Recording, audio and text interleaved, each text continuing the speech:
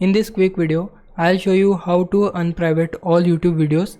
If you found this video helpful, then please consider subscribing my channel and also like this video. So you can see my channel has no videos available, but I do have some videos. For that I just need to click on manage videos, and now you can see I have multiple videos available on my channel, but these videos are private. So to make it public, I just need to click on this icon which says private. I need to click here and then I can set it to public, and now I need to click on publish, and you can see my video has been published now, or you can say unprivated now.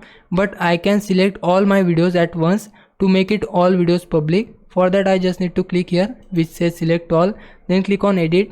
Now we need to change visibility. For that we will click here. Now change the visibility from private to public. We will click here. Now click on update videos, accept it and click on update videos.